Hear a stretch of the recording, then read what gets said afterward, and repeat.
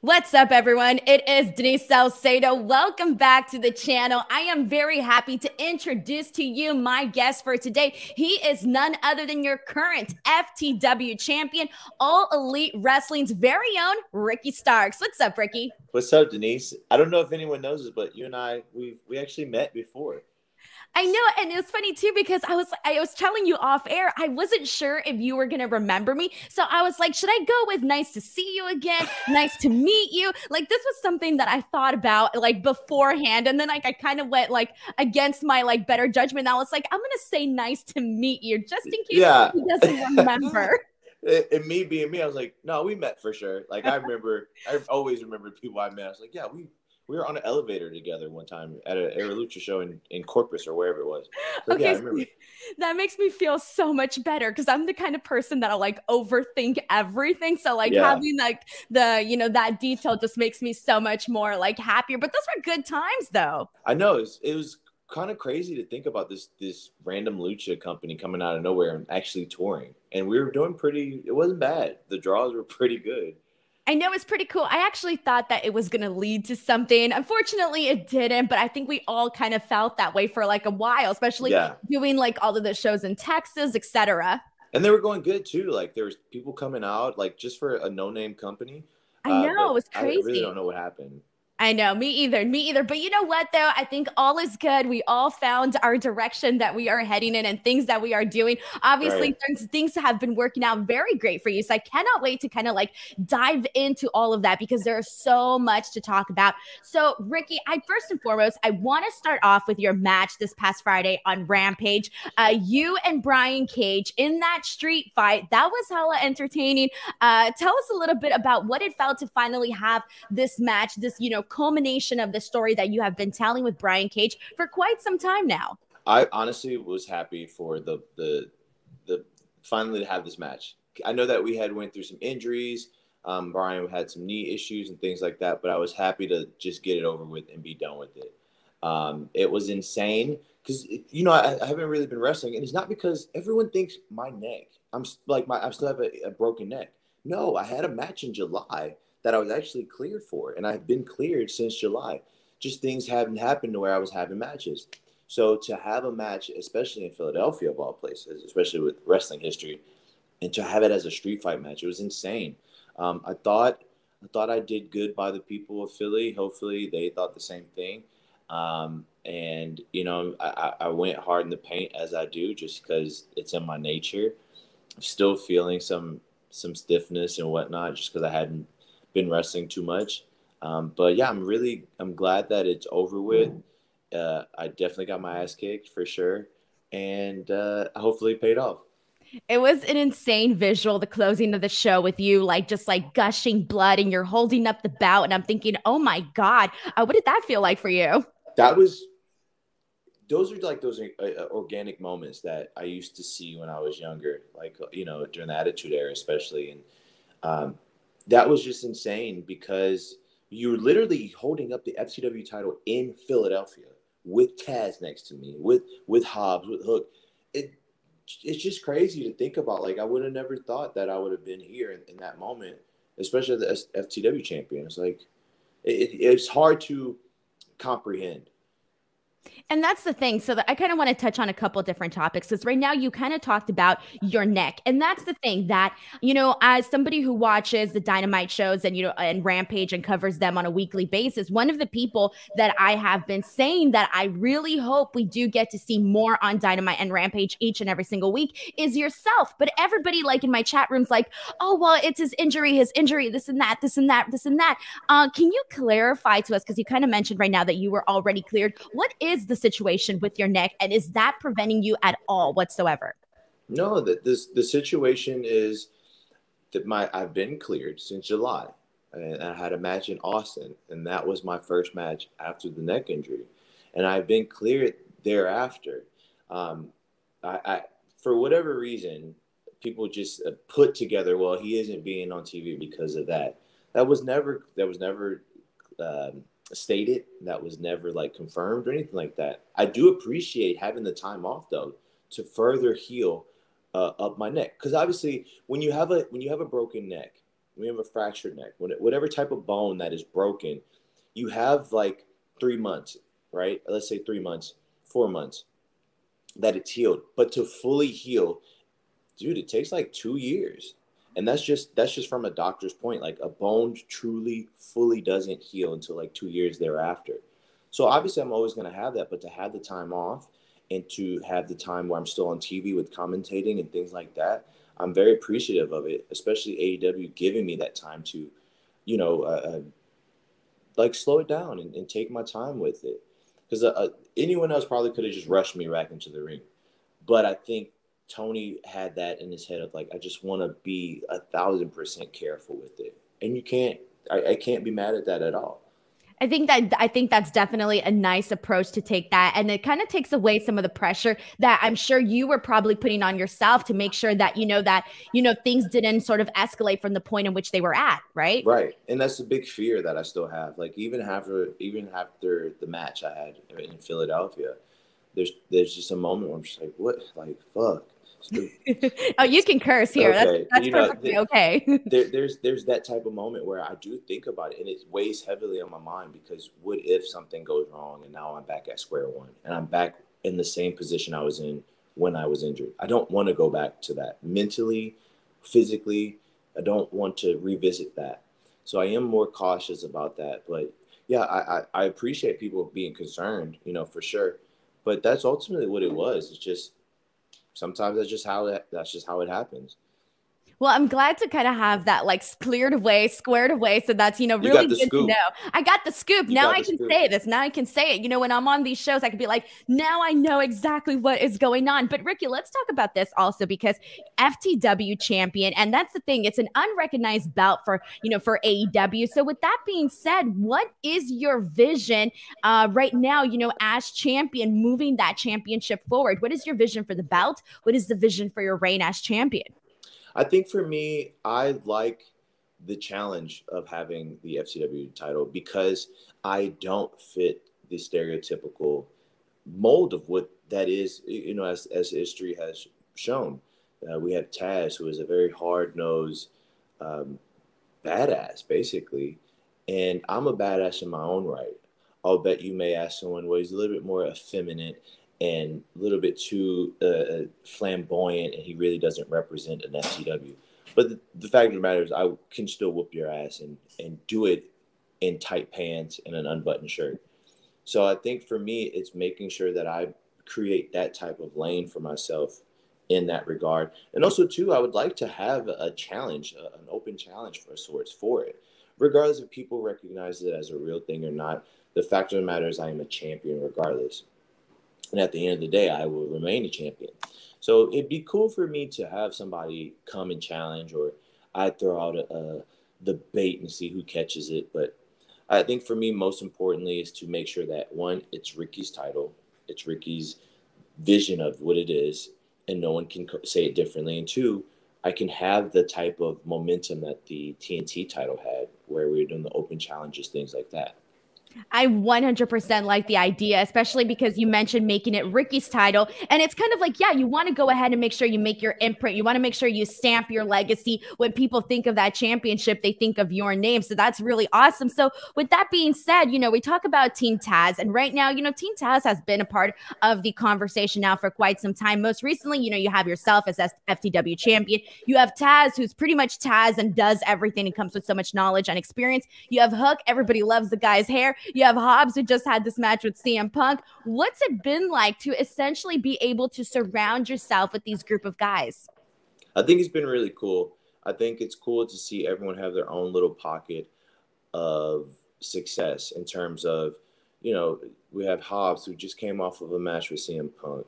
We have this underswell of Hook in his imminent debut. And then we have Taz, who is the guy who's done it all, seen it all. And then, of course, you have me, where I feel like those people are very distinct in what they have, right? And I still think, for me personally, I am in purgatory, in the middle, if that makes sense, right? And I'm still I'm not saying that I'm drifting, but I'm getting closer and closer to the hot spot until I break ground and then we have the oil spill with the money coming out and all that jazz. So I think it's cool to be surrounded by that, because if I hadn't had that, I think I'd be a little bit more crazier than I already am. So I do like having that, and it's cool to, we help each other out, and that's how it should be. It's been a cool dynamic because you all bring something so different to the table. Like, I feel like that's like the biggest thing. So now, Ricky, I do want to go ahead and switch gears, because here's the thing. And I feel like I definitely want to pick your brain at this, because AEW currently has a lot of momentum. They have been making a lot of news, breaking a lot of records, signing a lot of big names. You know, the success of All Out was very, very exciting to see, and the Arthur Ashe show, etc. So I do want to get your thoughts on, the current momentum that AEW has right now, and also your thoughts on Bryan Danielson signing, Adam Cole signing, CM Punk signing, all of that. I think and I've always said that, I think wrestling is cyclical. It's a circle, basically. And circular, yeah. And it's in terms of, like, we had a down period and now we're coming back up, right? And so I think that's what's happening. That's what happened with AEW. I think because we have such a good rapport with the fan base and the reward system, and giving wrestlers a chance and letting them have the opportunity to go out there and actually wrestle and all of these things, it's a big melting pot of success that will only get better as we keep moving forward. And when I look at, like, when I came into AEW 2020 during COVID, night and day difference. The landscape was totally different. So to see it from that to see what it is now, and we have so much more to go, I'm still amazed by it. I have talks with Tony sometimes and Hobbs, and I'm just like, man, this is crazy. This is, like, I went out to Philly and I was like, this is so bizarre to see a arena full of people now. But I think that's also in part due to the help that we had from the signings of CM Punk and the signings of Bryan Danielson and Adam Cole, things like that. And from that point, I do want to say we were building a base before these guys came in. We built a platform, a home for them to see, hey, that's a place that we want to go. So don't get it twisted. The people that were here originally, they built all of this to bring in people like Bryan and people like Punk. And, you get what I'm saying? There's not a negative to it. They wouldn't have been there if the foundation wasn't there already set in the first place. Exactly. And just like any type of building piece, I think we had that.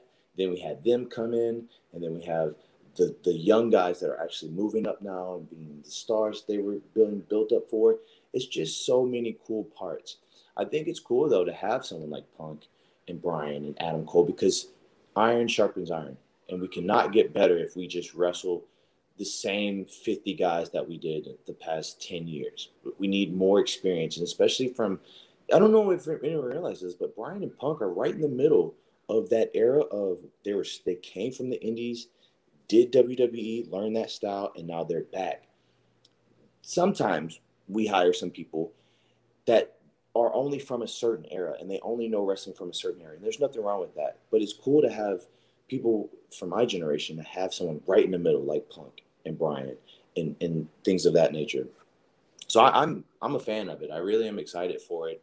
The more the merrier, as long as they come to put in the work and want to help out and not be selfish. And that's the thing, is like, that's definitely something that we're seeing, like CM Punk working with a lot of the, younger talent, Hobbs being one of those examples. But I do want to know, as somebody, as a talent, also as a fan of wrestling yourself, who were you most surprised to see enter AEW, where you're like, oh man, like this is crazy, Punk. I think it because I was watching still at the time when he left. And that how everything happened thereafter, the whole aftermath of that, I just thought for sure that was it for him, and there was no coming back from that. And I think over a certain period, you just kind of accept it, like, yeah, he's just done. He's done with wrestling. So I think to see him back and actually be out there and watch it live when he first made his appearance at AEW, watching from the crowd, I just was like, it's a feeling that I can't even describe. Yeah, I think everybody was definitely like on edge. So I can only imagine how exciting it was for, for all of the talent of AEW to sort of be there and to also be part of it. So with that being said, I do want to ask you, as obviously, someone who's there, all the time, the ins and outs of, being there backstage and what goes into putting the show. I do want to ask you, what is something that you feel that the fans don't know in terms of all of the work that it takes for AEW to, to put on shows like Dynamite, to put on shows like Rampage, etc.? I think there's a lot of obviously I don't expect the fans to know this, but there are things about a television show, a wrestling television show, that isn't as easy as, well, take this person and put them on and put this person on, and or just run a live Rampage. There's a lot more that goes into it, and we're talking about finances, we're talking about sponsorships, we're talking about ad time. There's so much, and it isn't as simple as a matter of just put this on, give them X amount of time, and be done with it. Not that's an excuse for things. I'm just saying it isn't as black and white as some people would think. But for the most part, I think like there's things that they won't understand that I just don't think even explaining to them would benefit either parties. So if I had to just give you one, though, it definitely would be the TV side of things. That there's a lot that goes into it that we just don't think about. That's really cool. And it's very fascinating because even just getting like a behind the scenes, clip of like some of like, even like just, Cody Rhodes and Brandon Rhodes, like Rhodes and Top, you get that like backstage aspect. And I think that's like a very cool insight. So now, Ricky, we do have a couple more minutes, but before we get into our lightning round game, let's just keep going. Who cares? Let's keep going now. Exactly. Okay. Well, okay. So in that case, I do want to ask you then, I'll throw in something else before we wrap up towards the end. You mentioned, the behind the scenes and all of this. One of the things that we saw in Rhodes to the Top was essentially you, having these conversations with Cody and with Tony Khan. And now in terms of talent that I have spoken to from AEW, one of the things that they're constantly putting over all the time is that open door policy, or like that, being able to talk to Tony Khan whenever they want, and, whenever they can. Obviously, Tony's busy and etc. Can you give us an example of what it's been like to work with Tony and also even Cody himself as well, or anybody that you feel has, helped you out in AEW to help you grow? I think the main two people that I'm in contact with is Tony and Cody. And the relationship I have with Tony is so open to the fact that it took me a while to get out of my head of things that I want to say to him or communicate with him. And then just ending up him just telling me, hey, you could have just said it. So he has such an open door policy about literally anything. If there's something that's bothering you, just let him know. Talk it out. The best form of communication with him is sitting down face to face and just hashing it out. So I can't ever fault him for that, because in my head, if there's an issue that I have, or if there's a problem that I necessarily don't want to deal with someone else, I can just go to him. And at least at the end of the day, I can say, hey, I communicated to my boss. This was the issues I had. If it got resolved or not, I don't take the burden of that anymore. And it's the same thing with Cody. If there's a problem that you have, or there's a issue that you may have from a wrestling standpoint in terms of, I don't know how to deal with this, or, whatever the case may be, he's more than willing to listen and sit down with you and talk it through. And those two, I think, are the best when it comes to just sitting down and workshopping through any type of issue, problem, idea that comes about. And I take that so to heart, because obviously I don't know how it was for other places, but I can tell you from personal experience, going through life and trying to talk to someone and trying to communicate what I'm thinking and it not coming out and being misunderstood is a very terrible feeling. But at least with those two, I don't feel like I'm misunderstood. I feel like I am understood on more fronts than just one. And it can also sort of be a little bit intimidating, because at the end of the day, it's still your boss, and to kind of like have that relationship from employee and employer, it's still a little bit like, okay, I get it. Like you want the talent to talk to you, but to get comfortable, to like work up the courage to go up to your boss and say, hey, this is what's going on, etc. It does take a little bit of time to sort of get used to. Yeah, and that's the cool thing too. Like, I'm a very upfront person. And sometimes I put walls in my head of how a person is, and that therefore it kind of blocks me from communicating fully and how I want to express myself or tell them things. I think over time, once I figured that out with Tony, I just go up to him and say, "Man, this fucking sucks," or whatever the case may be. So I have that type of rapport with him, and I appreciate that because it feels good. I don't have to have that weight of like, I'm the employee and I got to say how I want to say it. You have to be PC. Right, Yeah, screw all exactly. that. Yeah, just say how you feel and then just keep it moving. I love that. That is very cool because, again, I think it just helps all parties involved because at the end of the day, like your boss is not going to know, like, if there's something that you're not happy with, if that isn't, said verbally out loud. You can't just Exactly. assume. Yeah, you have to talk with him first before you even just start being mad at outside. So, like, that's how I always think. Am I mad at myself because I didn't talk to him, or am I mad about something? You know what I'm saying? You have to think about it like that. And I wish more people took that approach, but it takes time, of course. It does. It takes time. It takes relationship building, etc. So now I do want to ask you because this has always been a very interesting topic to me, and the topic is the forbidden door. That's something that everybody has been talking about, etc. So I do want to ask you. We've seen AEW, do collaborations with different promotions. Impact Wrestling for being one of them. So as somebody, who has a championship with the FTW Championship, as somebody who I feel that could bring a lot to the table, and we've seen you in different positions, commentary, on the mic. We've seen you, obviously as a wrestler too. So all of those different facets for you, how do you feel, or is there like a certain wrestler? Is there a certain promotion? Is there a certain storyline that you yourself would sort of want to utilize that forbidden door for yourself as an opportunity to kind of branch out a little bit? So you probably hate me for this because I give the same answer, but I have no interest in going out and trying to do other things outside of AEW right now because there's so much that's left on the table for me that I want to still accomplish, and I can only focus on one thing at a time. But if I had to give you an answer, because I know that's what the headlines want and all those I'm gonna be like clickbait. This is what Ricky Stark said. yeah, all those news aggregator sites that they just steal from each other. If I had to give you one answer, it'd probably be I would love to have a match in New Japan against Naito. He's one of my favorites to watch. That or Okada. Those would be the two.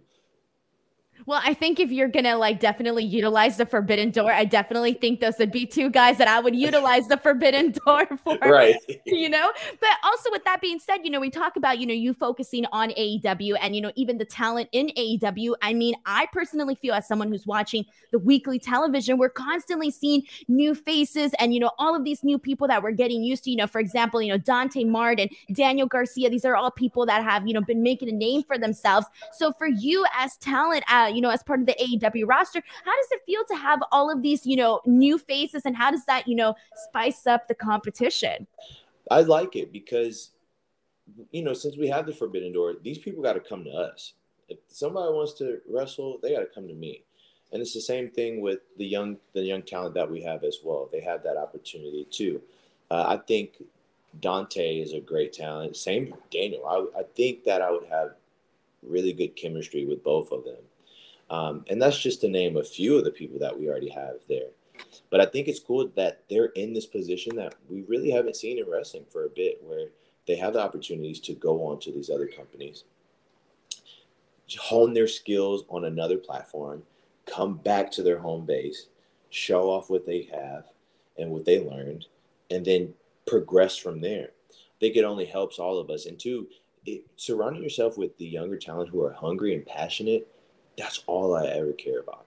I don't care about anything else. If we're running together and if you're in the chain gang and you're super passionate about stuff, hey, I'll always have your back because that's what I respect the most. So it's good to have that. It's infectious. It is infectious. And my last question before we move on to the lightning round game is I do want to ask you, we talk about progression. And again, we touched on the fact that you've, hit different roles in AEW. What is your goal, like within like a year or, a couple years within AEW? What are some of your goals?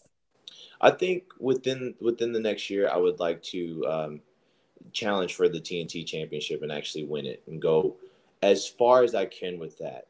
I would like to also be able to merge, or not be merged, but be the bridge from the stuff in pop culture, movies, television, things like that into AEW and bring in a new fan base. And that's a reason why I was doing the Rhodes to the Top, because I want to bring in some more eyes to AEW. And obviously having more eyes on me isn't an issue at all. It's not too bad, right? Yeah, it's not too bad whatsoever. But that's my ultimate goal.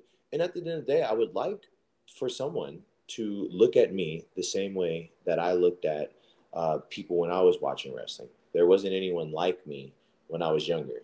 So I think it's cool to now be in that position to where someone can watch me and go, oh, I look like him. I can relate to him. He's funny, blah, blah, blah. And that's cool enough for me. And that's a big achievement in itself.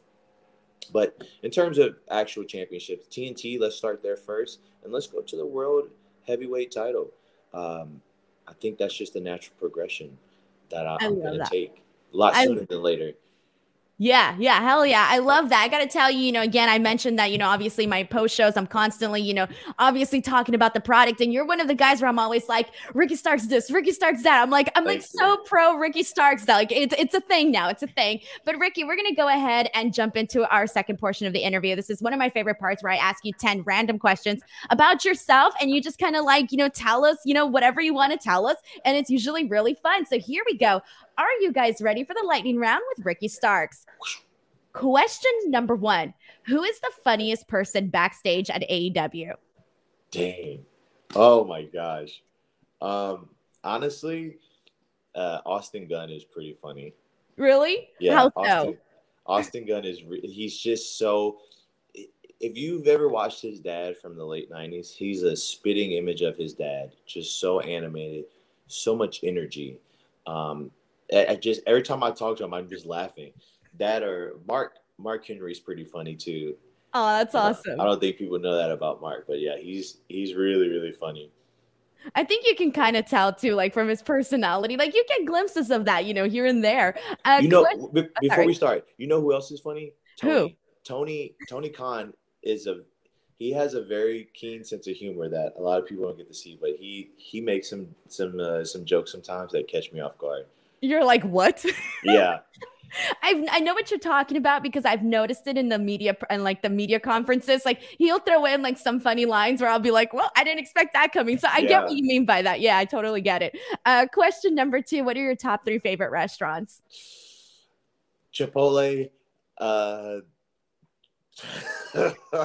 geez. Chipotle. What do I like to eat?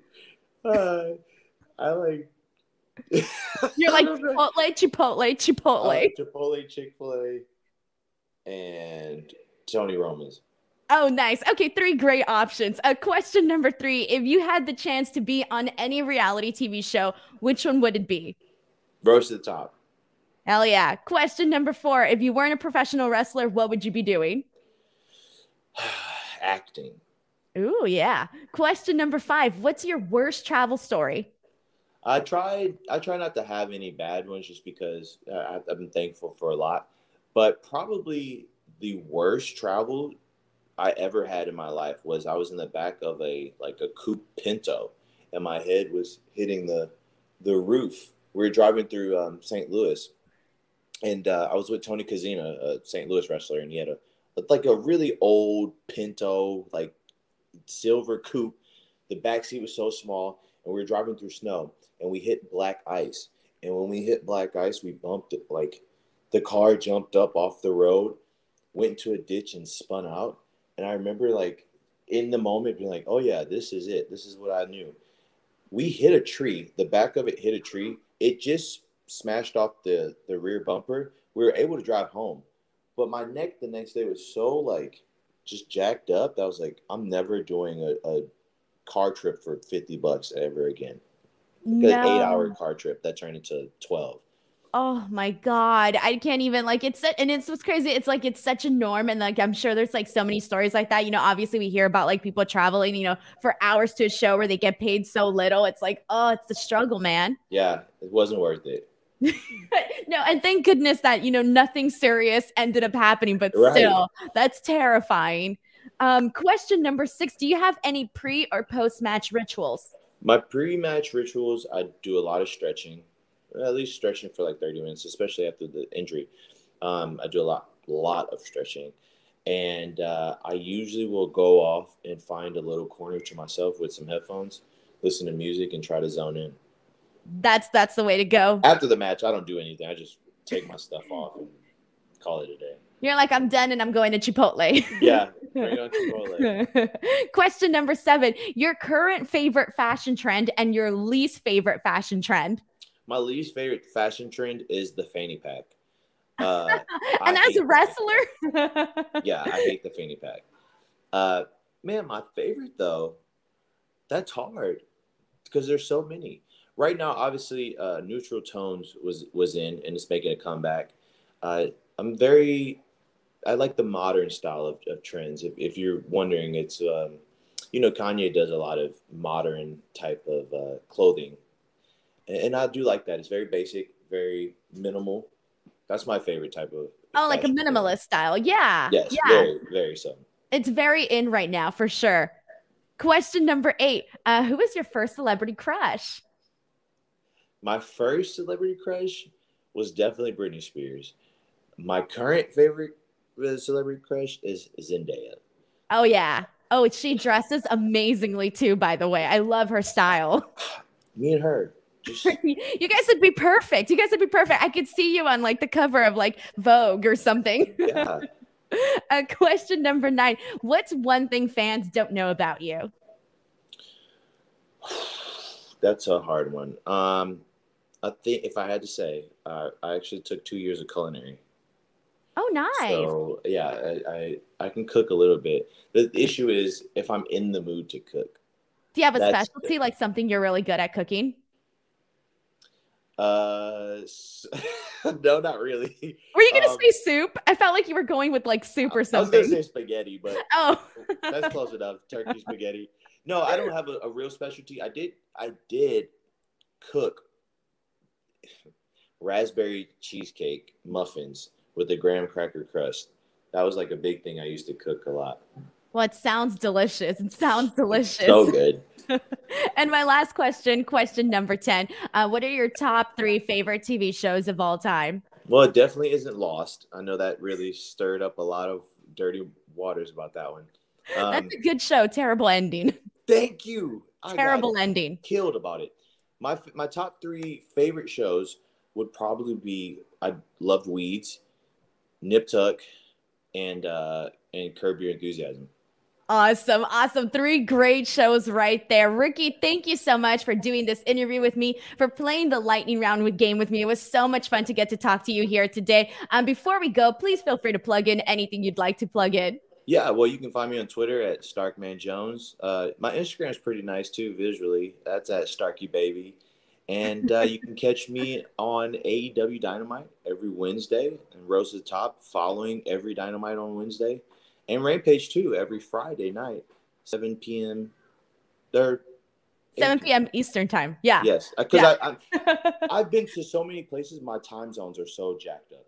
I get it 100%. Ricky, thank you so much for doing this interview. Guys, thank you so much for watching. Do not forget to give this video a like, subscribe to the channel. All of the links are going to be in the description box below so you guys can follow Ricky. And until next time, I'm Denise Salcedo. This is your FTW champion, Ricky Starks, and we'll see you guys next time. Bye, everybody.